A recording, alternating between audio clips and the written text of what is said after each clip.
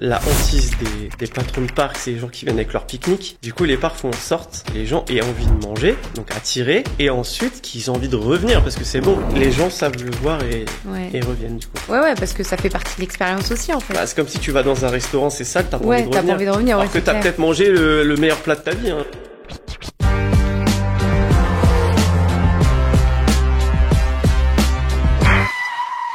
Drift, un podcast soutenu par D-Labs où celles et ceux que nous suivons au quotidien racontent leurs déclics. Le site touristique en France le plus visité, c'est pas la Tour Eiffel, mais c'est Disneyland Paris. Il accueille à lui seul plus de 15 millions de visiteurs chaque année.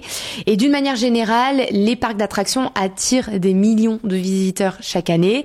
Et ça tombe bien, puisque je suis avec le Lutétien aujourd'hui, qui est au micro de Drift. Salut Tétien. Salut Tétien. Donc c'est la manière de dire bonjour. Après ça, vous allez toujours dire bonjour comme ça. C'est comme ça. Bah oui, quand je dis bonjour à des gens qui me reconnaissent, bah c'est salut Tétien. Ouais. Et donc le Lutétien partage sur ses réseaux sociaux, donc Instagram, Twitch, TikTok, YouTube, des vidéos spécifiques sur les parcs d'attractions. Je te laisse te présenter. C'est ça. Bah, salut Tétien, comme on dit. Donc, je suis Pépère Ludo aussi, parce que de base, c'est mon pseudo depuis que je suis sur Internet.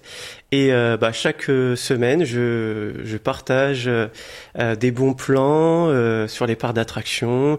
Je donne des astuces aussi pour que les gens organisent au mieux leur journée sur le parc. Et j'essaye de couvrir à peu près toutes les nouveautés qu'il y a majeures dans les parcs en France et quelquefois même un petit peu en Europe. Très bien. D'où c'est venu cette passion du parc d'attractions? Alors, je pense que c'est venu du fait que ma mère, elle aime beaucoup les parcs d'attractions. Ok. Et petit, elle essayait toujours de faire en sorte qu'on arrive à aller dans les parcs une fois par an. Excellent. Donc, du coup, j'ai fait le parc Astérix, j'avais même pas un an. J'ai fait en 89, l'année d'ouverture. Voilà, j'ai fait Disney en 92, l'année d'ouverture, et on a fait beaucoup de Nigloland aussi. On avait de la famille par là-bas, donc petit, c'était un peu la sortie de l'été. Et en fait, en grandissant, j'ai eu un ordinateur. Je me suis passionné un peu par l'informatique. Je commençais à bricoler un petit site internet et je me suis dit, mais de quoi je vais pouvoir parler? Et en fait, j'ai parlé du parc Astérix car c'est le home park, comme on dit chez nous. Ouais. En gros, c'est le parc le plus proche de chez nous. Dans les passionnés de parcs d'attractions, c'est ce qu'on dit. Et après, j'ai demandé un passe saison à mes parents pour aller autant de fois que je veux au parc Astérix pour alimenter le site. Et de fil en aiguille, j'ai créé une chaîne YouTube, puis après les réseaux sociaux quand ça arrive, parce que j'ai commencé, il y avait pas de réseaux sociaux. Mais oui. Ouais, j'ai commencé, ça devait être 2005-2006, à parler du parc Astérix, d'où le Lutétien, parce que quand j'ai commencé vraiment le Lutétien, j'ai eu d'autres sites avant, et j'ai créé un journal parodique en gros du Parisien. Donc c'était le journal d'information du parc Astérix. Et du coup, le Lutétien, c'est venu tout seul. Et après, j'ai fait YouTube, tout ça s'est développé. Et un jour, je me suis dit, ça a l'air de marcher. Pourquoi pas continuer là-dessus? Okay. Puis, et à force, on a des contacts avec les parcs, on est invité. Donc forcément, on a des vidéos un peu exclusives. Et ça marche de mieux en mieux. Donc ça fait plaisir. Et les parcs d'attractions, comme tu l'as dit dans l'intro, c'est un peu les nouvelles vacances, on va dire. Ça attire de plus en plus de monde quand on voit des chiffres avec des millions de visiteurs par an. Donc ça attire de plus en plus en France. Ça marchait beaucoup plus en Allemagne à l'époque et maintenant en France, les gens ils aiment bien les parcs. Est-ce que tu sais pourquoi ça attire de plus en plus de monde? Je pense que les gens, ils ont besoin de se divertir, de penser à autre chose. Ouais, et c'est vrai que moi, quand je vais dans les parcs, personnellement, c'est aussi pour couper une journée, un séjour du monde.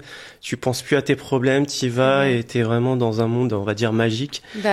Disney, là, ils vendent la magie. Et en fait, je pense que c'est beaucoup dû à ça. Et après, je pense aussi que c'est dû au fait que les vacances, ça coûte de plus en plus cher. Ouais. Et en fait, ça nous permet de faire des petites vacances avec un plus petit budget que de partir pendant une semaine ou deux. C'est vrai que ça, quand moi je travaillais, j'ai travaillé au parc Astérix, donc si tu veux me poser des questions, sache-le. Et c'est vrai, c'est ce qu'il nous disait. Là, il faut s'attendre qu'il y avait eu une période d'inflation et il nous avait dit effectivement, on devrait avoir de plus en plus de monde. Tu as travaillé au parc Astérix, donc je te pose une question. Qu'est-ce que tu as fait au parc Astérix? Alors, j'ai commencé en tant qu'opérateur de vente dans une boutique. J'ai vite changé en opérateur attraction, donc c'est ceux qui t'accueillent, qui vérifient les ceintures. J'ai fait pilote attraction, donc ceux qui lancent les attractions. Tu gères une petite équipe. J'ai fait aussi acteur de complément pour Halloween, donc je faisais peur aux gens. J'ai fait de l'accueil spectacle, j'ai fait du parking, j'ai fait de la vente de billets, j'ai fait de l'accueil tout court, relations visiteurs. En fait, c'est très polyvalent. Tu viens le matin, de base, c'est pour les attractions, mais tu peux aller faire les poubelles. Après, tu vas accueillir les gens, tu vas vendre des billets. Enfin, c'est vraiment, tu fais plein de choses. Et j'ai aussi travaillé un tout petit peu à la Mer de Sable et à Winoland, un petit parc d'attractions en région parisienne. Ça t'a plu? Ouais. En fait, c'est assez cool parce que ça t'apprend. J'ai commencé, c'est mon tout premier métier. Ouais. Ça t'apprend un peu la vie. Ouais. En fait, j'étais très timide.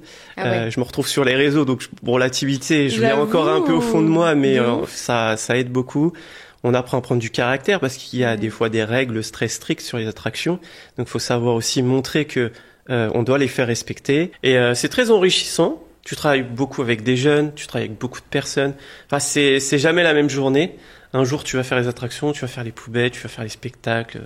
Enfin bon, bref, c'est cool. J'ai beaucoup aimé. Et j'ai un peu travaillé aussi à Mer de Sable et à Winoland, des petits parcs l'Oise et région parisienne. Ouais, donc t'as vu un peu les backstage ouais, c'est ça. Quand des parcs d'attractions. Tu vois tout, ouais. Mais on reviendra un peu plus tard sur les backstage. Mais avant, pour toi, c'est quoi la recette d'une bonne attraction? Alors, une bonne attraction, moi je suis très fan de thématiques. Ouais. Donc forcément, faut qu'il y ait un univers, une storyline, que ça t'emmène dans un autre endroit. Parce que c'est ce que j'aime, moi, quand je vais dans un parc, c'est de penser à autre chose. Et il y a une spécificité, c'est que je ressens rien dans les coasters, les roller coasters, les montagnes russes. Ouais, mais ça, c'est... Donc c'est chelou. Oui, je sais, on me le dit, mais j'ai trouvé des gens comme moi. C'est que tu peux me faire monter à 50 mètres de haut. En fait, ça me fait rien. Je suis assis là, comme avec toi, et puis il y a du vent. Mais est-ce que c'est parce que depuis tout petit, t'es dans les parcs d'attractions? Tu penses que ça a joué ou Oui, je pas? pense qu'il y a une espèce d'habitude. Ouais. Parce que quand j'étais plus petit, c'est vrai que je ressentais quand même un petit peu. J'avais même peur des fois dans les attractions. Mais bon, quand on est petit, on sait pas, on se dit on a peur, et puis au final, on monte dedans, on se rend compte que c'est sécurisé, il y a pas de problème. Et je pense que j'ai un petit peu pris l'habitude aussi, mais que c'est resté, parce que les montagnes russes, au final, je les fais plus vraiment parce que ça me fait rien. Ouais. Donc finalement, je préfère me concentrer sur des attractions, on va dire thématiques, un peu style Pirates des Caraïbes, pour que les gens savent un petit peu. Donc tu t'assois, tu te laisses aller, tu regardes, tu penses à rien. Mais c'est le décor en fait qui te plaît surtout dans ce type d'attraction. C'est tout le travail derrière, non? C'est ça. En fait, oui, c'est vrai que c'est généralement les attractions les plus poussées et les plus chères en fait. Les plus chères. Faire, non? En fait, ça coûte cher parce que les décors, souvent, c'est plus cher que l'attraction. Pour donner un exemple, Osiris au parc Astérix, c'est 8 millions, je crois, l'attraction, 12 le décor, si je me trompe pas. Ah ouais. Enfin, même si c'était 12 le coaster et 8 le décor, tu vois quand même, c'est une grosse partie. Bah oui. Donc c'est pour ça que, en plus, c'est un peu rare. C'est pour ça que t'en trouves à Disney, mais à Astérix, par exemple, ils ont pas de Dark Ride. Ils en avaient un, donc Dark Ride. J'ai un langage par d'attraction, désolé, mais en gros, un Dark Ride, c'est une attraction dans l'obscurité. Dans le noir. Donc Pirates des Caraïbes, Phantom Manor, donc dans des bateaux, dans des nacelles. Ouais. Et il y en avait une au parc Astérix, avant c'était un train fantôme, ça s'appelait le Transdémonium. Et j'ai eu la chance sur ma chaîne YouTube de rencontrer le créateur. Il est venu chez moi dans mon studio. Excellent. Et en fait, j'ai pu poser toutes les questions. Et c'est là qu'on voit qu'en fait, c'est vraiment des attractions très poussées. Même si l'attraction, je la connaissais par cœur, j'ai appris des choses. En fait, la storyline, ils ont pensé à tout, les petits détails. Il y a des choses. Et c'est ça que j'aime dans les parcs, c'est qu'ils vont mettre un détail. Il y a peut-être 3 personnes qui vont le voir, mais il est là. Et en fait, c'est une richesse pour nous, les créateurs de contenu. Genre quoi, par exemple, comme détail? Tu peux nous en donner un exemple? Là récemment, j'ai fait une vidéo TikTok sur 3 détails à Disneyland Paris que personne ne voit. Il y a une fresque avec un bateau dans Main Street, donc dans l'entrée. Il y a des gens dans le bateau et tu regardes, mais c'est tout petit. Il y a Walt Disney qui tient la main de Mickey. Mais ça, faut le voir, tu vois. Mais c'est trop bien. Il y a une boutique avec le haricot magique. Donc tu regardes la boutique, tu vois Mickey qui se fait attraper par le haricot magique, mais si tu regardes bien, il y a une petite fenêtre et il y a le géant et il y a des influenceurs Disney. Ils m'ont dit non mais tu m'as appris des trucs. Ah ouais? Ouais. Mais parce que je regarde partout, j'ai aussi mon entourage qui sont fans aussi comme moi et on aime bien aller fouiller. Parce qu'en fait, moi quand je vais dans un parc, surtout les parcs où j'ai un pass à l'année, c'est qu'en fait je vais juste me promener. Moi c'est une sorte de parc municipal, on va avec des copains. Mais c'est vrai. Disney, le nouveau parc municipal. Je vulgarise un peu, mais en gros, mais tout parce que les gens ils me disent non mais tu dois t'ennuyer, les attractions, au bout d'un moment t'en as marre. Mais je leur dis je fais pas les attractions. Ouais mais du coup tu fais quoi? En fait on se promène. Bon. faut consommer aussi. C'est vrai que tu t'installes, tu vas au salon de thé à Disney, là, t'es trop bien. T'as une vue sur le château. C'est vrai. Puis tu vas fouiller justement, tu te balades. Et c'est ça que dans les parcs, c'est vraiment ça que j'aime. C'est vraiment l'immersion et le sens du détail, vraiment le petit truc. Mais toi, comment tu repères ces détails-là? Tu vas aller chercher sur Internet? Alors, des fois, ça arrive tu te fais une checklist, je sais pas. Grâce au réseau maintenant. Il y a de plus en plus de personnes qui font du contenu sur les parcs d'attractions. Donc des fois, t'apprends d'autres personnes. Le Walt, c'est ma compagne qui a vu un TikTok qui m'a dit ouais, tu devrais en parler parce que, et on a été le voir dans le parc aussi. Ah ouais, parce que avec les réseaux, on sait pas maintenant. Les gens, ils aiment bien un peu inventer des trucs. Ouais, c'est clair. Il y a une légende à Disney qui a la bague de la mariée de Phantom Manor à Disney dans le sol. Alors c'est vrai, mais pas en France. Ah. Et il y en a qui aiment bien un peu jouer, forcément, ça fait une belle phrase d'accroche, tout ça. Ouais, c'est clair. Et après, c'est beaucoup de l'observation. En fait, comme c'est plus dans les parcs que je connais, par exemple Astérix, vu que je me promène, on regarde, des fois on reste 10 minutes, on regarde la façade, et des fois on fait, t'avais vu ça? Non.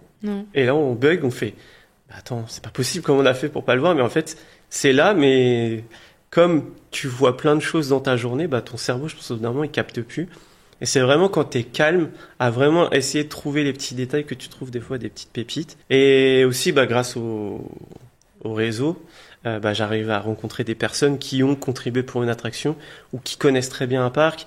J'ai fait des vidéos. Le monsieur, on le voit pas, un ancien directeur du parc Astérix, qui est venu aussi chez moi, que j'y étais chez lui. Génial. Et je lui disais, parlez-moi de ce sujet.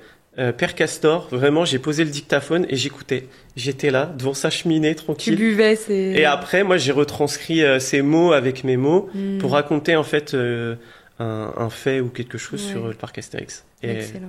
C'est trop enrichissant, en fait.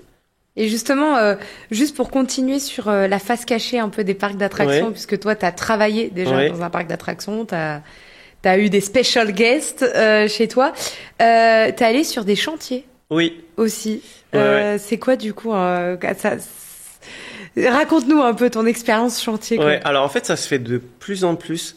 Je dirais que ça se fait de plus en plus depuis qu'il y a eu le Covid. Ouais. En fait, les parcs ont été fermés pendant un gros moment et un parc fermé, c'est beaucoup d'argent de perdu. Ouais. Je crois qu'Astérix, ils ouvrent pas une journée, c'était 1 million, j'avais vu un reportage. Ouais, énorme. Donc en fait, parce qu'ils payent quand même les employés, il faut entretenir. Des fois, il y a des parcs avec des animaux, faut bien s'occuper des animaux. Ça demande beaucoup d'entretien.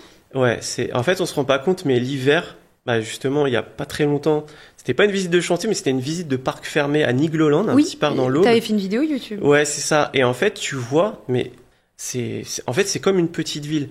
T'as les jardiniers, t'as les mécaniciens, t'as les gens des boutiques qui élaborent les produits, les nouveaux produits. La restauration, c'est élaborer des nouvelles recettes. C'est des fois changer un four. Enfin, il y a tout le temps. C'est réparer des barrières qu'on n'a pas eu le temps de faire en saison. C'est repeindre.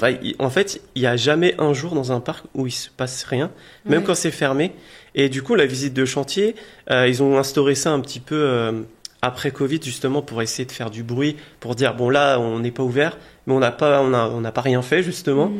Et en fait, on est une petite dizaine, vingtaine de créateurs de contenu sur les parcs. Des fois, ça peut être aussi des gens qui sont pas forcément pro-parc, ça arrive, histoire d'avoir un peu plus de visibilité, et des gens de la presse, public, quoi, voilà, presse écrite aussi. Et en fait, ils nous montrent tout bêtement ce qu'on va avoir dans 2, 3, 4, 5 mois. Donc, on voit la gadoue, on voit des planches, on voit des bouts de métaux par-ci, par-là, et on voit les ouvriers travailler. Et en fait, eux, ils nous vendent l'attraction en nous disant là, tu vois ici, là, ça ressemble à rien, mais ça va ressembler à ça. Là, par exemple, j'ai fait une visite de chantier à Winoland, un tout petit parc d'attractions en région parisienne, qui est vraiment en train de se développer. Et ça fait quelques années seulement qu'ils font de la thématique. Au début, il n'y en avait pas. Et j'ai été voir la Wino Mountain. Donc Wino, c'est la mascotte. Et de base, j'y suis allé, c'était juste... de base, j'y suis allé, il y avait rien. Quelques mois après, j'y suis allé, c'était juste des armatures métalliques. Et en fait, j'ai compris comment marchait le béton projeté. Parce que tu dis, mais il projette sur quoi du coup? Si autant tu fais un mur en parpaing, tu fais un béton projeté pour faire une sorte de patine, ok. Ouais. Mais là, ça doit faire la forme d'un lapin en roche un peu comme dans l'époque des cow-boys en fait. Donc en fait, c'est une armature métallique. Sur cette armature métallique, ils mettent une sorte de grillage un peu comme la côte de maille pour recouvrir, pour que le béton que tu projettes tienne dessus. Ouais. Donc en fait, j'ai tout vu. J'ai vu où il y avait rien. Après, j'ai vu une armature métallique. Et après, j'ai vu un rocher pas très beau. Et après, j'ai vu quand la personne elle sculpte pour faire vraiment les yeux, le nez, les moustaches, tout ça. Enfin, en fait, c'est trop cool de se dire on a la chance de voir ça. Ouais. Et c'est vrai que souvent, je remercie mes abonnés parce que sans eux, en fait, je vais pas vivre ça parce que je contacte un parc, je dis bonjour, je voudrais juste voir votre chantier. Ils vont me dire non. Bah voilà, on a pas que ça à faire. Non, après, il y a certains parcs des fois qui commencent à le faire aussi, qui essayent de remercier les fidèles des parcs. Sur inscription, ils font venir un petit panel de visiteurs qui viennent souvent. Les passes annuelles, par exemple. Et ils font aussi, des fois, ça arrive, des petites visites comme ça. Ah, c'est excellent. Ouais, c'est trop bien. Et du coup, t'as travaillé, je reviens juste sur ton expérience parc Astérix. Ouais. Est-ce qu'il y a des trucs qu'on voit pas en tant que visiteur? Oui, il y a plein de choses. Et du coup, moi, le problème, c'est qu'en tant que visiteur, je vois aussi des choses. Tu le vois, du coup, toi? Alors, quand je suis au parc Astérix, forcément, je sais, donc je peux pas faire semblant. Mais aussi dans d'autres parcs, je vais remarquer des choses qui sont pas censées être visibles, mais moi je les ai vues. Genre quoi? Tu pourrais nous dire Des câbles qui traînent, une gaine électrique qui est mal recouverte enfin tu sais, il y a de l'herbe où il y a des plantes, sauf que tu vois une gaine rouge. Mais ouais, en fait les visiteurs ils vont pas voir, mais moi je vois tous ces petits détails malheureusement. Bon, j'essaie de faire en sorte arrête de regarder, fais ta vie, mais bon, j'ai l'œil pro. De toute façon, t'as l'œil. En fait, j'ai l'œil pro et j'ai l'œil aussi du détail. Comme je te disais, je regarde tout. Donc forcément, comme je vais lever les yeux et que c'est pas forcément fait pour lever les yeux, je vais le voir. Et mais dans les parcs, en fait, si tu veux, dans les parcs, c'est beau et tu passes une porte, c'est l'usine. C'est du préfabriqué, c'est vrai. Hein. Alors, il y a le seul parc qui font pas ça, c'est le Puy du Fou. J'ai eu la chance de voir les coulisses. En fait, eux, ils font même les façades des coulisses, donc les bâtiments administratifs, tout ça. Ils font la thématisation sur ça, mais ça leur coûte des sous, du coup. Et c'est vraiment une fois que tu ouvres la porte, où là, c'est un bureau classique. Mais en fait, en fait, ils font en sorte que si quelqu'un peut le voir à 10 mètres de haut, par exemple, si t'es dans une attraction ou quoi, faut pas le voir. Mais ça, nous, on le voit forcément, on voit on voit ce qu'il fait. On cache la misère, quoi. C'est un peu comme au cinéma, au final. Ouais, c'est ça. Le décor est beau, mais derrière, tu dézoomes la caméra, voilà, c'est pas beau. Ça, c'est marrant. Puis du foot, t'en as pensé quoi? Je pense que c'est un parc à faire une fois dans sa vie. Alors, on est en dehors des parcs d'attractions, faut pas s'attendre à parcs d'attractions. Mais en fait, c'est un peu, je dirais limite, ça devrait être une sortie scolaire obligatoire parce que, en fait, c'est l'histoire de notre pays, la France, donc, en fait, t'apprends des choses sur l'histoire et je trouve que, c'est culturel. Et, j'ai fait un séjour là, il y a pas très longtemps aussi. En fait, c'est trop bien. Entre les spectacles, il y a des attractions quand même, ce qu'on appelle des walk-through, des parcours à pied. Et en gros, t'en as une qui m'a fait pleurer. Mais vraiment, tu te dis, tu vas dans un parc, tu pleures, ça montre qu'ils sont forts. À quel point c'est fort. En fait, ça s'appelle les Amoureux de Verdun. Et en fait, t'es dans des tranchées. J'en perds mes mots. T'es dans les tranchées de la guerre mondiale. Enfin, voilà. Et en gros, t'es dans le noir, t'es dans les tranchées. Et tu vis vraiment le truc, genre. C'est tout sale, tu vois. Tu vois des mannequins qui sont militaires, tu vois les chambres, tu vois, c'est très rudimentaire et en fait c'est scripté avec t'as un spiel en fait, donc t'as un audio et en fait c'est la femme de l'un des militaires qui lui dit j'espère que tu dors bien et au moment qu'elle dit ça, on voit que leur lit c'est un transat quoi, enfin c'est un truc tout j'espère que tu manges bien, là on voit leur vieille gamelle machin, j'espère que c'est confortable, là ça bombarde et puis c'est une histoire forcément triste parce que à la fin elle reverra pas son mari. Enfin, du coup, je sors, je pleure. Mais c'est, en fait, t'as envie d'y retourner tellement t'as envie de vivre ces émotions-là. Voilà. En fait, ça fait du bien de se dire, il y a des gens qui ont vécu ça, ils se sont battus pour notre pays, et en fait, tu le vis. C'est pour ça que je pense que c'est à faire une fois dans sa vie. Mais j'en entends que du bien depuis du fou. Et c'est marrant, ça fait que ces dernières semaines que j'en entends, années, on va dire que j'en entends beaucoup.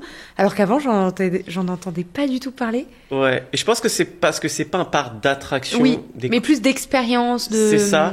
Et comme c'est plus culturel, les gens ont un petit peu envie de s'amuser. C'est ça, tu vas dans le parc, tu vas pleurer. Bon, peut-être qu'il y en a qui ont pas envie de ça, ils ont envie de rigoler. Ouais, mais justement. J'ai eu de très bons retours, en tout cas, sur ce parc. Ils cochent les cases de la fameuse checklist, thématique, sens du service. On a accueilli. Ils sont efficaces. On y a été. Il y avait du monde pour manger. Il y en a un, il fait ça. L'autre, il fait ça. L'autre, il fait... En fait, tout est carré. Et il y a même une école, si je me trompe pas, Puy du Fou, pour ensuite apprendre le métier pour travailler après dans le parc. Enfin, on voit que le visiteur peu importe le prix qu'il a payé, s'il a pris un séjour ou pas, il doit avoir la même expérience qu'un autre. Enfin, on sent que c'est des professionnels du métier et vraiment, je pense qu'ils ont 10 sur 10, ils sont trop forts. Est-ce que dans les parcs d'attractions, on contrôle notre parcours dans le parc ou pas ? Comment ça ?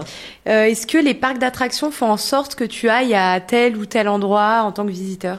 Alors, je dirais pas qu'ils le font volontairement, mais inconsciemment, on a tendance à le faire. Ok. En fait, je pense que c'est plus la com qui joue sur ça. Je vais te donner un exemple par Astérix. Ouais, on va faire de la pub pour Toutatis, pour Tonnerre de Zeus, pour Goudurix, Pégase Express. Et en fait, je m'en suis rendu compte quand moi je travaille au parc Astérix, les grosses journées, beaucoup de gens venaient se plaindre à l'accueil, on n'a rien fait, machin, tout ça.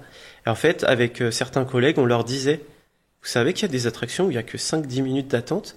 Et les gens disent, ah bon, mais comment ça Et en fait, les gens sont un peu orientés par la com, je pense, ce qui fait vendre, forcément. Tu vas avoir un carrousel, forcément, ça vaut moins du rêve qu'une attraction qui monte à 50 mètres de haut, propulsée à 110 km/h. C'est sûr que en com, ça marche mieux.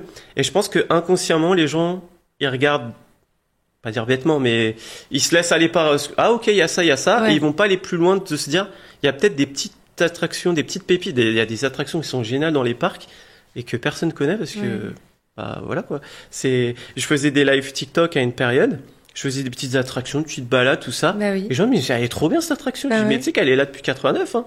Et en fait, les gens se concentrent sur les grosses attractions, ce qui se comprend, c'est normal.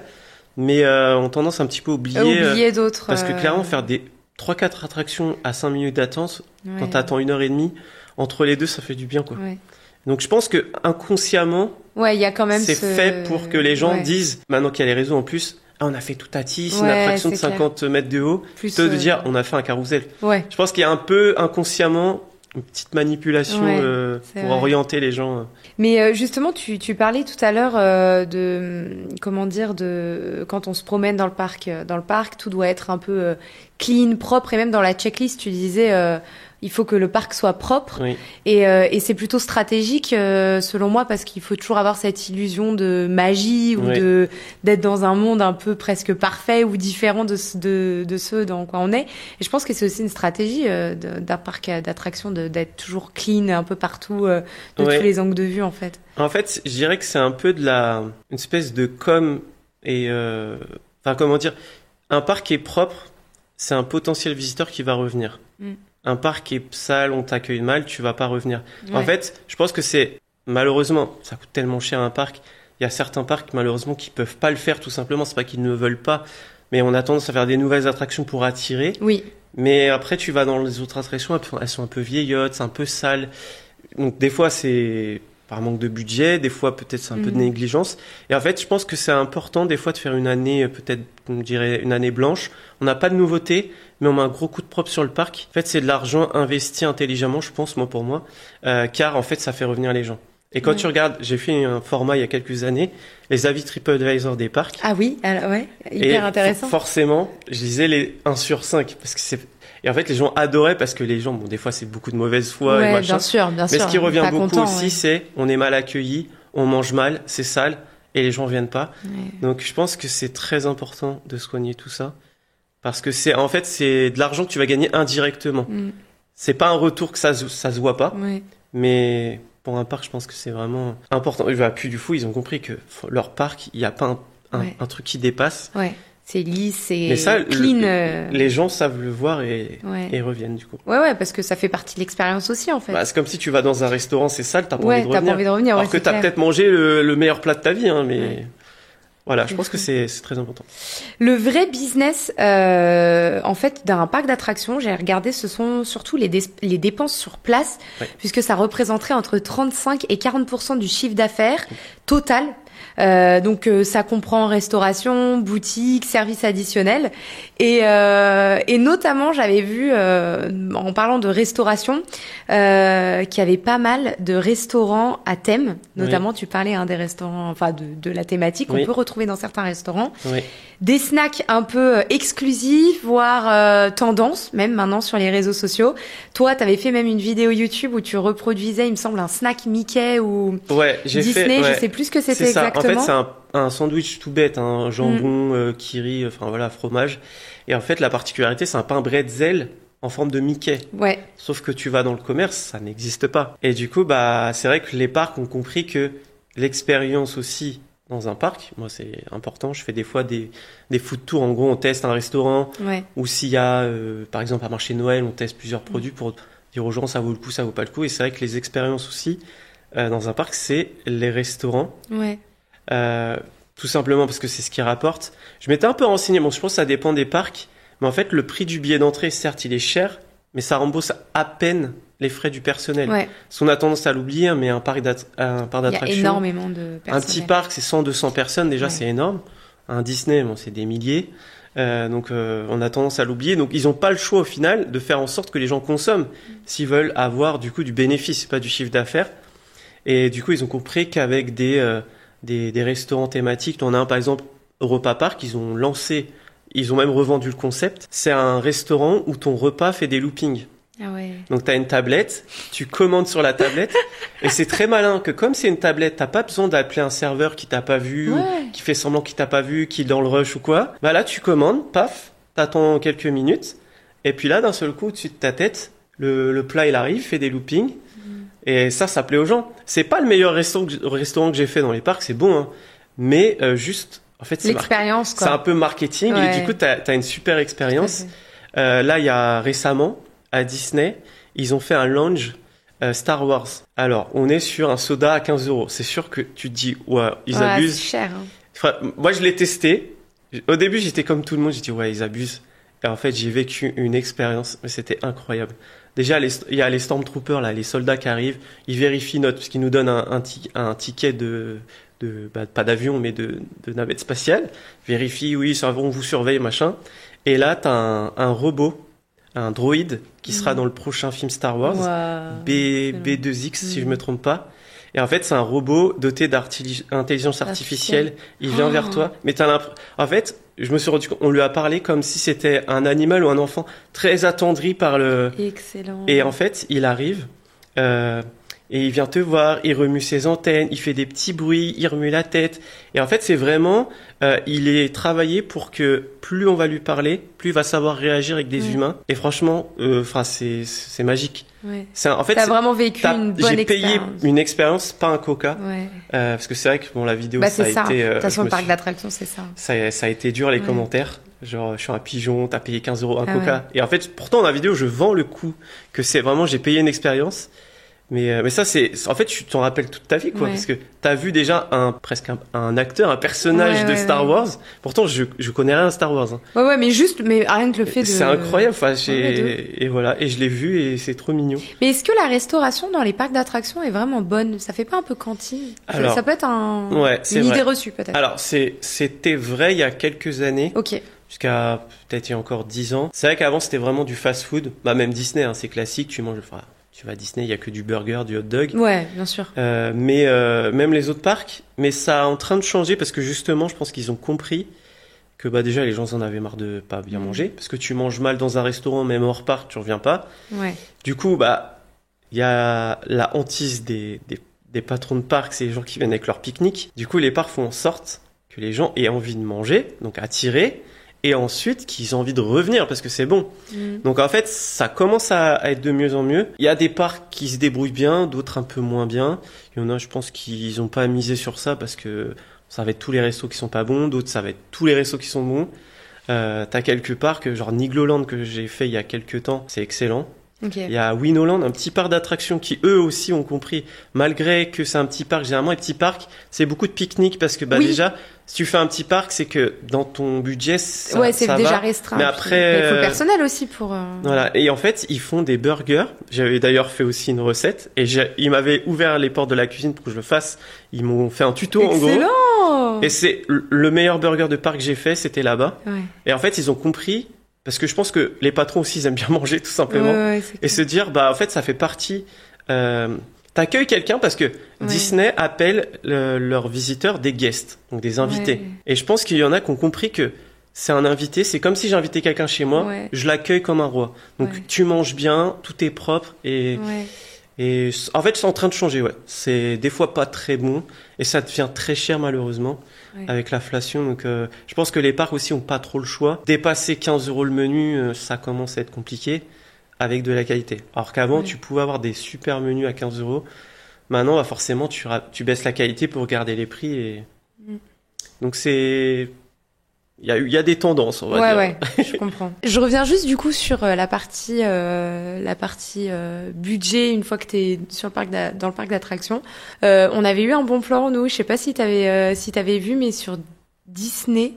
Chez Disney, il y avait un bon plan, c'était trop cool. C'était si tu achetais un séjour à Disneyland, qui était déjà en promotion, tu pouvais avoir, je crois, 150 € de cartes cadeaux à utiliser dans l'ensemble du parc. Ah ouais. Et en fait, j'ai trouvé super smart parce que déjà, t'avais le séjour en promo. Ouais. Et en plus, on te filait 150 € et en fait, ça te faisait quasiment un package all inclusive puisque du coup, tu peux utiliser ces 150 € là dans les boutiques, dans les restaurants et tout. Je trouvais ça super smart. Ouais, c'est cool. Bah d'ailleurs, en restant sur Disney, là, ils ont fait une chasse au trésor.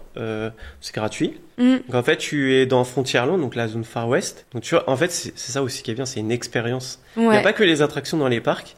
Et en fait, tu dois chercher des mines, des pépites d'or qui sont disposées un peu partout dans le parc.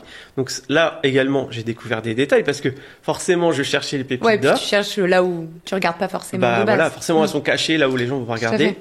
Et en fait, à la clé, tu avais soit moins 20% dans la boutique excellent, mais ça, c'est de Frontierland, ou soit tu avais une partie de tir à la carabine offerte. Ouais. Et en fait, je pense que Disney, ils ont compris que fallait un petit peu inciter les gens à rentrer dans les boutiques parce que de toute façon, ça fait partie de leur chiffre d'affaires aussi. Voilà, parce que comme en fait, on disait, c'est ça. S'ils veulent vivre de ça, parce que le billet d'entrée, c'est surtout que de nos jours. Je pense qu'on va en parler après, mais il y a moyen d'avoir des billets tellement pas chers qu'en fait, ils comptent maintenant sur la consommation sur place. Sur tout ce qui est sur place. Parce que si tu as payé un billet moins cher, obligé, tu vas dire, bon, allez, j'achète un souvenir ou on mange sur place. Ouais. Donc en fait, ils sont malins. Ouais. De toute façon, après, ça paraît logique.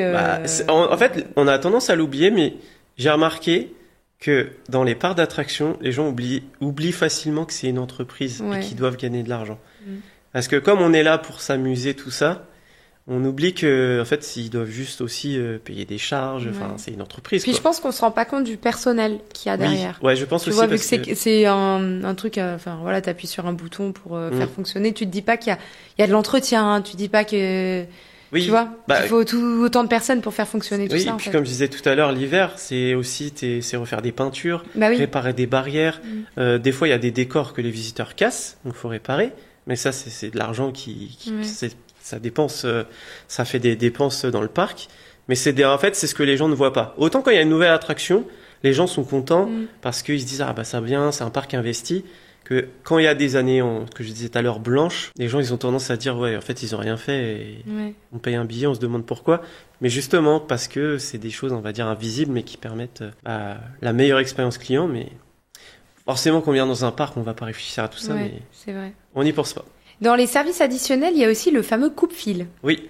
Qu'est-ce que t'en penses, toi, du coupe-fil ? Alors, moi, je suis plutôt contre. Je trouve que ça manque d'éthique de passer devant d'autres personnes. Après, voilà, chacun fait ses choix.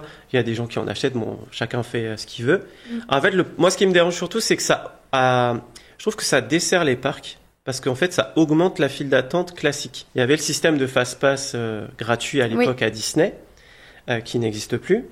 Et en fait, pour que ceux qui ont le fast-pass fassent l'attraction en attendant que 10-15 minutes, forcément, on va passer devant les autres personnes. Ouais. Et en fait, ça a tendance, j'en ai parlé un peu avec des cast members, justement, des employés de Disney qui travaillent sur les attractions, et ils m'ont dit effectivement, ça augmente à peu près de 15-20 minutes. Ah, quand même. Parce qu'en fait, quand ils les ont retirés... C'est énorme, 15-20 minutes, quand même. Moi, j'avais fait une vidéo il y a quelques temps, justement, pour expliquer que le fast-pass, à l'époque gratuit, c'était te faire croire que tu attends moins, mais au final, dans ta journée, tu attends autant. Parce qu'en fait, tu vas avoir 2-3 fast-pass dans ta journée, mais dans ta journée, tu vas te faire passer 6 fois devant. Donc au final, même. Et puis en plus, t'as couru pour avoir l'horaire, machin. Ouais. Et effectivement, j'ai des cast members qui m'avaient dit, depuis qu'on les a pu, effectivement, on a constaté il y a à peu près 15-20 minutes de moins. Donc c'est vrai que je trouve qu'au final, il y a des parcs qui le font pas. Je comprends, ça fait gagner beaucoup d'argent au parc. Souvent, le fast-pass, c'est même plus cher que le billet d'entrée. Mais c'est pour ça. En fait, c'est l'entreprise. En fait, du coup, même si j'aime pas trop, je me dis, bon, ça fait des nouveautés, ça permet que le parc se développe. Donc, bon, voilà, on va dire ça fait partie du jeu. Ouais. Dans la vie, il y a des choses qu'on n'aime pas, mais c'est important. Mais voilà, le fast-pass, c'est pas trop mon truc, mais c'est important, je pense, pour gagner des sous pour le parc. mais ça peut leur desservir. Il y a des parcs qui ont décidé de pas le faire parce que justement, ça augmente le temps d'attente. Ouais. Tu vois, une journée où il y a du monde, bon, le fast-pass, tu t'en rends compte. Mais une journée où il y a 30 minutes d'attente, bah, si on n'avait pas, ça ferait que 15. Et 15 minutes pour une attraction, c'est correct, en fait. C'est clair. Justement, on parlait du prix des fameux billets pour entrer dans les parcs d'attractions. Oui. Tu disais que maintenant, on pouvait en choper à des prix vraiment très, très cool. C'est quoi tes meilleurs bons plans pour les... Alors, il y en a plein. Mais je dirais que l'un des meilleurs, enfin, le plus classique que tout le monde peut à peu près avoir, c'est le comité d'entreprise. C'est vrai. Les billets CE, on a tendance à l'oublier. Enfin, moi, je le sais parce que... Clairement, mais t'as tout à fait raison. Petit, ce que je disais, hein, ma maman, elle essayait de faire en sorte qu'on aille dans les parcs, mes parents. Mais bon, c'est ma mère qui nous emmenait, c'est pour ça que je dis elle, parce que mon père aime pas ça. Et c'est vrai que souvent, c'était des billets CE qu'on avait avec le travail. Et un billet pour le parc Astérix, en ce moment, ça doit être 65 € le plein tarif. Tu peux, avec un très très bon CE, tu descends dans les 30 et quelques. Donc du coup, c'est vrai que le CE, c'est assez accessible pour tout le monde. Après, tu vas avoir des sites comme VP, Showroom, où des fois, tu as des ventes un petit... Bah, tu connais, hein, forcément, G-Labs, tous les bons plans. On en a plein, mais voilà. c'est des très bons sites pour choper effectivement des séjours, que ce soit... Ouais, donc faut Disney, guetter ça. Et après, il y a tout bêtement le site du parc en question. Ok. On n'y pense pas, mais c'est une vidéo qui marche chaque année au mois de mai au parc Astérix. Il faut un billet semaine. Mois de mai, parce qu'en fait, en semaine, il y a moins de monde. Donc, ça fait partie des bons plans aussi d'essayer de venir en semaine. Plutôt qu'en week-end. Parce que du coup, ça t'évite d'acheter un coup-de-fil. Ouais. Et puis tu profites plus de ta journée. L'expérience est peut-être plus agréable aussi. Voilà. Quand il y a moins Donc de... c'est vrai que ça fait partie des bons plans. De bien choisir aussi sa journée. C'est une astuce, mais c'est aussi un bon plan. Et 45 € le billet d'entrée pour Astérix au lieu de 65.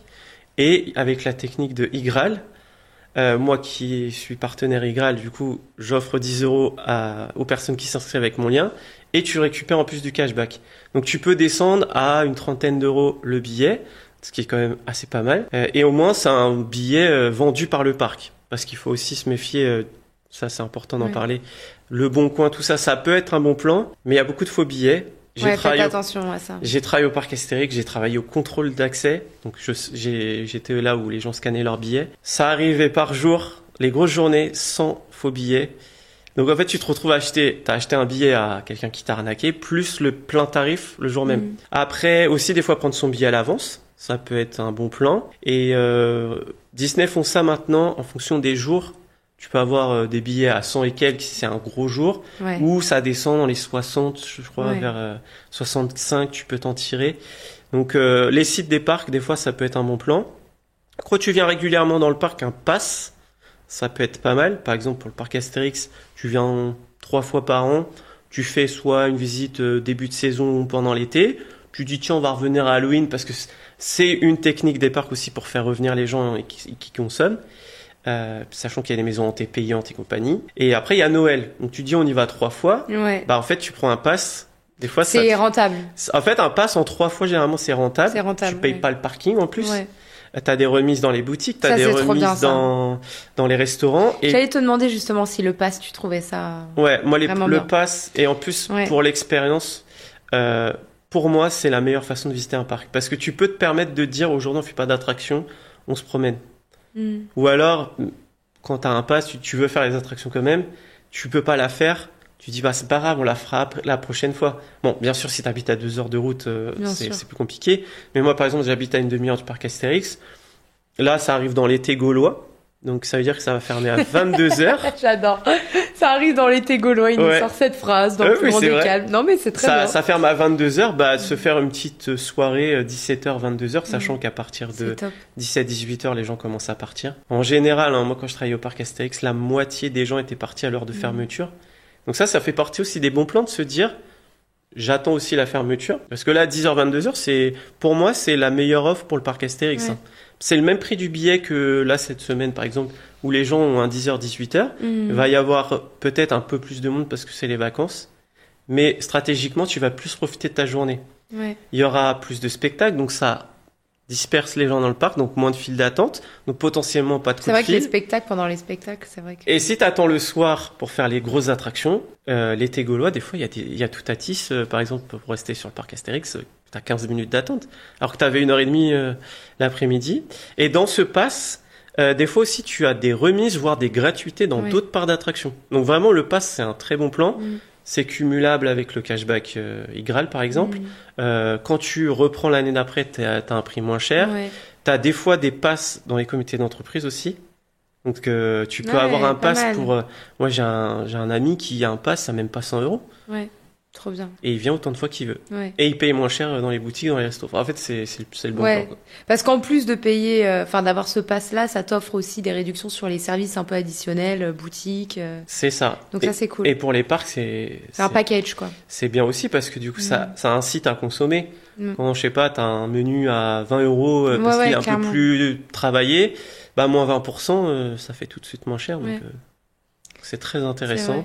En fait, il y a plein, il y a plein de choses. J'avais fait d'ailleurs une vidéo complète. Et il y a aussi les séjours qui peuvent être un bon plan. Oui, c'est ce que j'allais te demander. Je dis juste, on avait, nous, un bon plan séjour sur le site Travel Circus pour Disneyland. J'en parle beaucoup d'ailleurs. Travel Circus, où vous pouvez retrouver plein de séjours en promotion, qui sont parfois bien, faut toujours comparer, de toute façon ça change pas. Et petit truc pour Igral aussi, je fais une petite parenthèse, mais Igral sponsorise aussi Drift, et du coup vous avez 15 € offerts si vous écoutez ce podcast. Le lien est dans notre bio, dans la bio du podcast et de la vidéo YouTube. Vous pouvez aussi scanner ce QR code, vous récupérez une partie de votre argent sur les achats que vous effectuez en ligne. Igral a plus de 1600 partenaires, donc sur pas mal de sites que vous consultez, vous pouvez récupérer de l'argent. Moi par exemple, j'utilise beaucoup pour les hôtels. Vraiment, c'est clairement ma passion d'utiliser le cashback pour les hôtels, surtout quand il y a du cashback boosté, genre 10, 12 ou 15%. Vous pouvez faire de vraies économies. Je récupère parfois jusqu'à 25 € sur seulement une nuit d'hôtel. Donc, n'hésitez pas à aller checker. Et pareil, pour les parcs d'attractions, du coup, ça marche très bien. Oui, il y a du cashback boosté. Par exemple, des fois aussi, pendant les Black Friday, tu as des super prix. On n'y pense pas parce que je crois que Black Friday, c'est l'hiver, si je me trompe pas. C'est en novembre, tout à fait. Voilà, et des fois, la majorité des parcs, les petits parcs sont fermés. T'as des offres aussi des fois au mois de février, des trucs comme ça, parce que les parcs commencent à essayer de faire rentrer de l'argent. Et plus le cashback, des fois, t'as des super tarifs pour les parcs grâce au Black Friday. Et je crois qu'on parlait des séjours, c'est un bon plan aussi. Bon, c'est sûr que c'est une somme. Mais ça peut être un bon plan. Il y a pas mal de bons plans, séjour aussi. Parce que là, j'ai fait un séjour à Rulantica au mois de janvier. On l'avait réservé au mois de juillet. À deux, chacun, ça nous est revenu à même pas 200 €. On a eu 2 nuits dans un 4 étoiles supérieur, 2 jours à Rulantica, 2 petits déjeuners, pas de parking forcément. Au top. Le matin, t'as le petit déjeuner, donc on a mangé le matin, clairement. Mon petit déjeuner à volonté, tu te fais plaisir, tu manges que le soir. Oui, donc voilà, ça t'économise tu te blindes, t'es tranquille pour la journée, tu prends tes forces. Donc au final, ça peut être un bon plan, plutôt que des fois de prendre un hôtel à côté. Donc en général, ça reste quand même moins cher de prendre un hôtel à côté en dehors du parc. Toujours à comparer. Mais à comparer, parce que c'est vrai qu'avec le parking, si tu comptes 2 ou 3 jours, un parking, ça peut être 20-30 € dans certains parcs, plus l'essence, plus... l'expérience n'est pas la même aussi. Je pense que des fois, de se dire, bon, on attend un peu, mais on fait 2 jours, on reste dans le parc, que faire 2 visites séparées, c'est pas dans ta tête, c'est pas pareil. Et des fois, l'hôtel, t'as des remises dans les boutiques aussi. Je sais que ça se fait au parc Astérix, t'as moins 10%, je crois. En fait, t'as plein de petits avantages dans les hôtels. À côté, mis de bout en bout, ça donne quand même. Au final, c'est pas mal. Et comparer aussi, parce que c'est vrai que des fois, il y a des gens, ils ont des billets CE, ils se disent, je vais prendre la nuit sèche, donc juste la nuit. Mais en fait, le billet est tellement régressif quand tu prends 1 ou 2 nuits. Des fois, ça revient moins cher le séjour que prendre tout séparé. Donc vraiment, en fait, c'est une stratégie, faut regarder un peu partout. C'est quand même un coup les parcs, et puis c'est une fois dans l'année, une fois tous les... Mais il y a tellement de bons plans, mettez des alertes sur l'application d'E-Labs, mais vraiment il y a tellement de bons plans que maintenant on peut vraiment aller même à Disney. Là, j'ai vu, faut être en groupe, mais tu vois, on avait un bon plan, c'était le billet tribu. Donc c'est de 4 à 6 personnes, si je dis pas de bêtises. Et il passe vraiment pas très cher. Alors je pourrais plus te dire le prix, là je l'ai plus en tête. Bon, et c'est en fonction des dates, mais en septembre tu peux l'avoir à un prix qui est ultra attractif. Et pareil, c'est sur le site officiel de Disney, quoi. C'est même pas, vous êtes même pas obligé de passer par d'autres sites. C'est ça. Et t'as le cashback encore une fois pour récupérer encore quelques à chaque fois vous pouvez cumuler les bons plans au cashback. C'est ça qui est bien. C'est trop bien. Donc vraiment pas mal. Et les séjours, je te rejoins complètement, puisqu'en plus nous on a aussi beaucoup de bons plans sur les séjours. Et mis de bout en bout, je pense que on peut vraiment s'y retrouver. En plus, vivre une expérience au complet. Genre la nuit, c'est vraiment cool de pouvoir avoir sa nuit sur place. Ça permet de profiter 2 fois plus du parc. C'est ça, et tu vis des choses que tu ne peux pas voir en plus quand des fois en plus t'as des horaires anticipés. Tout à fait. Ouais, donc en fait, exactement. je pense que stratégiquement, pour faire des économies, des fois ça peut valoir le coup de se dire bon, on essaie de prendre un jour de congé en semaine ou 2-3 jours. Et tu vas vraiment économiser plutôt que d'aller sur un week-end ou un jour de pont. Mais malgré tout, je sais, moi, il y a plein de gens qui me disent « Ouais, mais t'es marrant, Ludo, moi je travaille la semaine, je peux pas prendre j'ai pas le choix de venir le week-end ou en jour de pont. » Il y a quand même des jours à privilégier pour avoir la meilleure expérience quand même. Par exemple, samedi plutôt que le dimanche. Parce que comme il y a la route et l'école ou le travail le lendemain, les gens ont plutôt tendance à venir le samedi. Donc, c'est une sorte d'économie au final parce que tu fais plus d'attractions, donc t'achètes pas trop de fils, par exemple. Vrai. Et tu profites vraiment mieux. Ouais, c'est tout à fait et vrai. Si tu veux venir sur un pont, vaut mieux éviter les jours du milieu. Par exemple, le pont vendredi, samedi, dimanche. Vendredi, samedi, généralement, c'est là où il y a le plus de monde. Donc, tu vas tendance à prendre un coupe-fil. Voilà, donc essayez de privilégier ça. Et ça va jouer aussi à la météo dans les parcs. Un jour de pluie, c'est un bon jour au final si tu veux venir et qu'il n'y a personne. Ça t'évite les coupe-fils, tout ça. Donc... Tu viens dès l'ouverture, toi ? Dès l'heure de l'ouverture ? Alors, quand j'ai mon pass, non, j'arrive, des fois, je fais 2 heures. Voilà, je vais traîner 2 heures et je reviens. Après, c'est quand je paye mon billet d'entrée, ou moi, de toute façon, c'est principalement en vidéo que je fais les parcs. On est souvent dans un cadre d'une journée presse, des trucs comme ça, donc forcément, c'est le matin. Mais c'est le bon plan, venir dès l'ouverture. Dès l'ouverture. Avant même. Par exemple, ça ouvre à 10h, venir à 9h. Parce qu'il y en a plein, je pense, qui doivent venir à l'ouverture, donc ça doit créer d'une certaine manière... Ouais, mais vaut mieux venir à 9h, par exemple, parce que comme tout le monde arrive aux alentours de 10h, ça crée des bouchons. Bah oui, c'est ça doit créer des bouchons, en fait. C'est ça, ouais, ça peut être des sacrés bouchons. Donc, si tu viens à 9h, bon, tu vas un peu attendre avant de rentrer, mais au moins, ça t'évite le flux. Et si t'es à 10h pile dans le parc, bah, tu peux faire des attractions sans trop de queue, du coup. Bah, la première demi-heure, il y a personne. Ouais, il y a personne. Surtout, si tu suis la technique, le fond du parc en premier. Parce que les gens, ce qu'ils font, ils font première attraction, puis ils montent progressivement vers le fond du parc. Ce qui fait que vers le fond du parc, il n'y a pas de monde en général jusqu'à 11h. Ah ouais, excellent. Et toi, tu vas vers le fond et tu reviens à contre-courant. Ouais. Et ça t'évite le monde et d'acheter un coupe-fil, encore une fois. Ah ouais. Non mais alors, excellent. Non mais en fait, il y a plein de trucs à savoir, mais c'est avec l'expérience en fait. Ouais, c'est avec l'expérience. Bon, faut suivre le Lytessien sur les réseaux sociaux parce que il y a beaucoup à voir. Est-ce que il y a encore des attractions qui te surprennent? Il y a des attractions qui me surprennent. Il y a même un parc qui m'a vraiment fait une grosse surprise en Italie. On m'en avait parlé. Mais entre ce qu'on m'a dit et ce que j'ai vécu, franchement, je rien à voir. Pas. C'est ça aussi. On regarde souvent des vidéos sur les réseaux, on se dit ouais bon, elle a pas l'air folle cette attraction, mais quand on est dedans, on vit une expérience.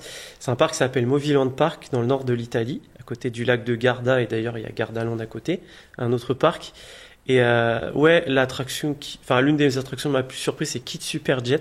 En fait, je crois que c'est un overboard, un gros bateau de 600 chevaux, et ils font un spectacle où tu peux regarder un monsieur piloter, c'est sur Rambo, il y a des tirs de coupe-feu, machin. Mais bon, c'est un monsieur qui conduit, et voilà, on est sur notre siège. Sauf que après le spectacle, les visiteurs peuvent aussi monter dans le bateau. On n'est pas comme une montagne russe, on a une ceinture, tout est attaché, machin. Là, on repose sur la confiance qu'on a avec le pilote. Le pilote, ouais. S'il fait un virage trop serré, on se fait éjecter du bateau. Franchement, ça peut faire peur. Tu stressais un peu quand même? Alors, franchement, non. Parce que je me dis, quelque part, s'ils le font, c'est qu'il n'y a, pas de risque. C'est que, ouais. Mais le risque zéro n'existe pas. Mais quand même.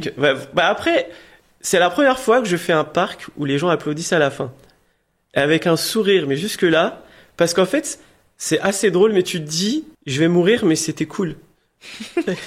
Mais parce que t'es pas mort, bien sûr. Mais franchement, tu te dis, mais il est par chaud. Mais il y en a. Alors, il y a des chauffeurs un peu plus foufous que d'autres, parce qu'on l'a fait. Mais tu regardais le chauffeur ou pas un peu, genre, tu le vois quand t'es dans l'attraction? Ouais. Bah en fait, il est tout devant. Alors lui, il a une belle combinaison. Lui, il doit être d'un air hyper serein, genre en train de faire le. Mais le pire, c'est qu'il y en a, ils ont une tête, mais tu te dis, mais il en a rien à faire. Il y en a, ils ont une tête concentrée, puis il y en a, il est là, limite, il a la main sur le pare-brise, il fait ça. Mais je pense que ça fait partie du truc aussi. C'est un peu le chauffeur, je m'en foutiste. Toi, tu le regardes un peu en mode mode mystérieux. C'est ça. Et en fait, on a enchaîné l'attraction. Et en fait, dans la file d'attente, t'as les profils. Il y a machin dit le kamikaze. Et on se dit ah non, faut qu'on tombe sur lui. Et on a refait l'attraction. Effectivement, il y a des pilotes un peu plus foufou que d'autres. Et comme il nous a vu plusieurs fois, il prenait des gros virages. Et puis, il faisait en sorte qu'on se prenne une vague, mais on était trempés. Bon, on a quand même un gilet de sauvetage, histoire de dire. Mais bon, tu te fais éjecter. Et en fait, on était trempés. Excellent. De la tête aux pieds. Et tu sors de l'attraction, ces petits poussés, là, tu vois les pas bah, t'es mouillé. Dans le même parc, t'as une attraction dans des gros camions. Pareil, le chauffeur, il y va. Il y a des fois, je sais même pas s'il y a 1 mètre entre les murs. Il te monte sur une plateforme, elle tombe, il y a du feu. C'est un peu inédit quand même. Ouais. C'est presque un spectacle, attraction spectacle. Ouais, bah en fait, t'es dans un film en fait. Ouais, c'est excellent. Mais ouais, et bien, l'autre, t'es dans un sous-marin, ils te mettent de l'eau partout parce qu'il coule le sous-marin.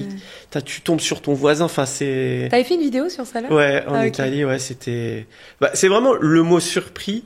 Ouais, là c'est... Tu peux pas te dire, je vais me lever ce matin, je vais vivre ce que j'ai vécu, et tu vas dire que mourir c'est cool, quoi. Enfin, d'avoir l'impression de mourir c'est cool. Vraiment, ce parc, c'est... Non, trop bien. En fait, c'est un peu du n'importe quoi, mais c'est ça qui est bien. Ouais. Et après, il y a d'autres attractions plus classiques qui m'ont aussi surprise, mais... Est-ce que t'attends, avec, je sais pas moi, l'arrivée de l'intelligence artificielle ou autre, des attractions spécifiques un peu? Qu'est-ce que t'attends des parcs d'attractions dans 10 ans, genre? Bah, c'est vrai que l'univers des parcs d'attractions, ça évolue beaucoup. Bah, vachement, ouais. Ils font des attractions de plus en plus farfelues. Mais oui. Tu te dis, mais où est-ce qu'ils ont ces idées? Donc oui, c'est possible qu'avec l'intelligence artificielle, c'est vrai que c'est pas... Regarde ton truc Star Wars, c'était... Ouais, oui, bah là, en fait, je pense que si c'est bien utilisé, ça peut permettre d'évoluer vraiment. Cool. Ouais. Et à l'inverse, je pense que si ça peut aseptiser les parcs, c'est un peu la tendance actuelle. C'est qu'ils poussent un peu moins les détails, je trouve, dans les parcs. C'est plus basique. Voilà, on fait un thème, voilà, on fait juste du décor, mais on va moins aller pousser une storyline, le petit détail que dans personne dans le sens du détail dont tu parlais tout à l'heure. Je pense que maintenant les gens ont moins peut-être envie de réfléchir. Enfin, ça se comprend. Tu vas tu passes une journée de travail, après le week-end, t'as envie de vider la tête. Ouais. Et peut-être les gens ont moins aussi envie de réfléchir pour comprendre l'histoire d'une attraction. Donc si l'IA est bien utilisée, c'est vrai que ça peut être pas bête, comme le robot. Là, ça peut être incroyable. De ouf. Parce que du coup, on a les mascottes. Donc c'est des humains dans un costume. Mais peut-être que, je sais pas, ça me vient là. Peut-être qu'on peut développer des sortes d'animatroniques, comme on a dans les parcs. Tu vas faire une attraction, il y a le pirate à Pirates des Caraïbes, il fait de l'épée, voilà. Mais peut-être qu'avec une IA, on pourra peut-être remplacer les mascottes. Bon, même si c'est bien de garder l'humain, mais peut-être d'avoir un Astérix qui fait vraiment la taille d'Astérix et un Obélix qui fait vraiment la taille d'Obélix. Si tu regardes la BD, Astérix, il arrive au bidon de Obélix, que dans la vraie vie, tu peux pas trouver quelqu'un qui est beaucoup plus petit. Donc peut-être ça peut permettre de développer en restant dans l'idée du petit robot, des trucs assez poussés et hyper réalistes. Hein. C'est vrai que ça peut être pas mal. Est-ce que tu as déjà fait une attraction, je sais pas si ça existe, mais avec un casque, je sais pas, de réalité? Ça existe dans les parcs d'attractions. En gros, c'est une montagne russe. Ouais. Et en fait, t'as un casque VR. Ouais. Et t'as un décor qui n'a rien... Enfin, tu vois pas déjà. Donc t'as soit Europa Park la version, tu peux la faire sans la VR. Tu payes un petit supplément, il me semble, et t'as la VR. Je suis pas hyper fan, parce qu'en fait, ça incite les parcs à pas développer les décors. Mais j'ai fait une expérience hors parc à Paris. C'est Virtual Room. Et en fait, j'ai vécu une expérience. J'étais dans la BD d'Astérix. Franchement, j'ai aidé Panoramix à faire la potion. Je suis vraiment pas fan de VR. Et je suis sorti, je voulais refaire. C'était trop bien. T'avais kiffé. Ah ouais, en fait, c'est ça pareil, ça peut être un peu... dans les parcs, je me dis ça peut être des expériences, payantes forcément, parce que tu peux pas accueillir... autant de... Parce que là, c'était par 4. Ouais, c'est même chaud. Si t'as beaucoup de salles, ils ont plusieurs salles. C'est une expérience à part entière. Donc c'est des expériences, tu dois payer un peu. Tu vois, le Coca à 15 € à Disney, ils sont obligés parce qu'il y aurait 3 heures d'attente pour voir le petit droïde. Donc en fait, je pense que ça peut-être développer, parce que ça, au parc Astérix, je pense que ça peut cartonner. Hein. Là, on a des manettes, on prenait les ingrédients. Excellent. Et en fait, c'est un escape game à plusieurs, donc du coup, l'autre, il est plus loin dans la salle, et tu peux pas y aller toi, parce que forcément, il y a des murs dans la salle, donc on est chacun dans notre salle. Et en fait, tu dis, va me chercher ça, va me chercher du gui, va me chercher tout ça. Bien. Enfin, c'est vraiment, j'avais Astérix, Panoramix, je me suis dit, je suis avec eux, c'est mes copains. Enfin, C'était vraiment comme quoi la technologie des fois ça peut être cool quoi. Hâte de voir ce que ça va donner les parcs d'attractions. C'est vrai que ça peut évoluer. Ça évolue ouais. Et puis à chaque fois il y a des nouvelles attractions. Regarde toi tu vas sur des chantiers. Ouais. Enfin ça veut dire que ça évolue quand même bien. Si ça te va on va passer à notre petit one-one. D'accord. Question-réponse rapide sur tu me choisis toujours un parc d'attractions entre les deux que je vais te proposer. D'accord. Pas mal. Disneyland Paris ou Jardin d'acclimatation? J'irai Disneyland Paris. Disneyland Paris ou... Alors, je vais peut-être mal le dire, mais tu sais, c'est Bellevard. Ah, Bellevard. Ouais, voilà. C'est drôle, j'y étais hier. Bellevard. Hier, ah oui, j'ai vu ta story. C'était hier et tu l'as mis en story? Oui. Ouais. Oui. En fait, le truc, c'est que Disney, c'est tellement à part que je vais beaucoup dire Disney au final. Non, mais j'adore Bellevard aussi. En fait, c'est pas comparable, mais Disney, c'est un peu les boss quand même. Disney ou Nigloland? Je mettrais quand même Nigloland, malgré que Disney, mais c'est mais c'est dur, hein, mon one-one est dur. Mais Nigloland, ouais, Nigloland. Nigloland ou Walibi Belgium? Nigloland. Nigloland ou le Puy du Fou?